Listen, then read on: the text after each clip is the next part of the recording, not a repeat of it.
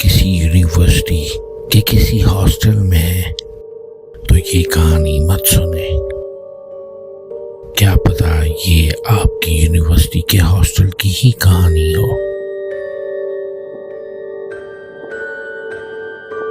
ये कहानी लाहौर की एक यूनिवर्सिटी हॉस्टल की है और जो सुन रहा है वो खुद फैसला करे कि ये सिर्फ कहानी है या वार्निंग। Warning warning.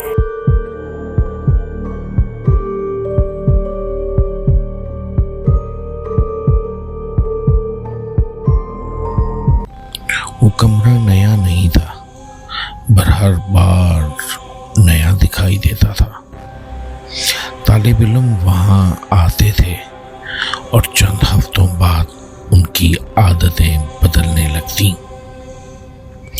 कोई रात को बोलने लगता, कोई आईने से नजरें नहीं हटाता और कोई खामोश हो जाता।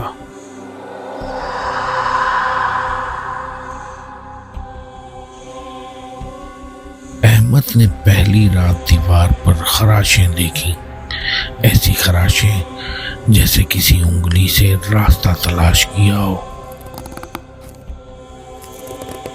दूसरी रात उसने दीवार पर नाम लिखे।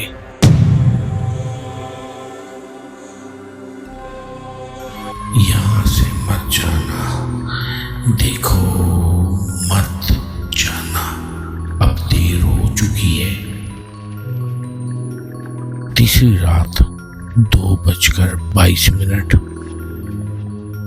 उसने बिस्तर के नीचे कुछ हिलता हुआ महसूस किया।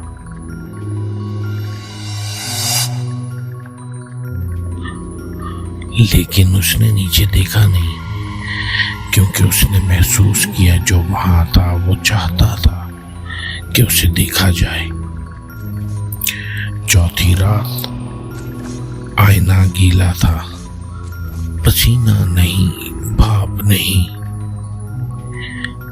लेकिन अंदर से गीला गीला। अहमद ने कपड़ा उठाया और जैसे ही साफ किया, आईने में उसके पीछे कोई खड़ा था, लेकिन कमरे में कोई नहीं था। उस रात उसने पहली बार दरवाजा बंद नहीं किया, क्योंकि दरवाजा खुद बंद हो रहा था। सुबह अहमद क्लास में था, मगर उस्ताद ने कहा, बेटा तुम्हारा नाम इस सेमेस्टर में है ही नहीं।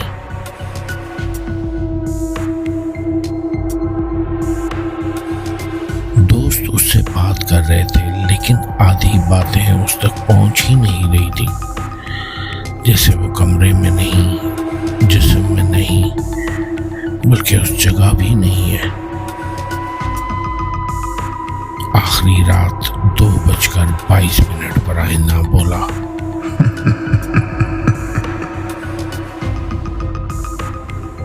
मैंने तुम्हारा शोर बर्दाश्त किया, अब तुम हमारी खामोशी बर्दाश्त करो।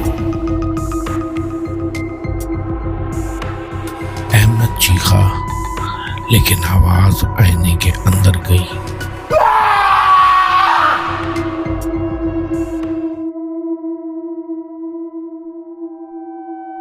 वो कमरा बंद था, अंदर कोई नहीं था।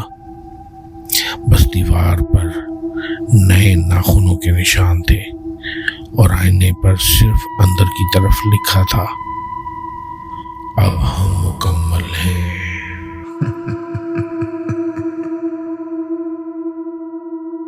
हॉस्टल आज भी चल रहा है, वो कमरा भी मौजूद है, बस अब वहां रहने वाले शिकायत नहीं करते, क्योंकि शिकायत करने वाला कोई रहता ही नहीं, कोई नहीं रहता। ये कहानी शायद आज भी वैसे ही चल रही है। तो अगर आपको अपने हॉस्टल में कुछ गैर मामूली महसूस हो तो खामोशी से वहां से खिसक जाए, खिसक जाए। चले जाए, चले जाए।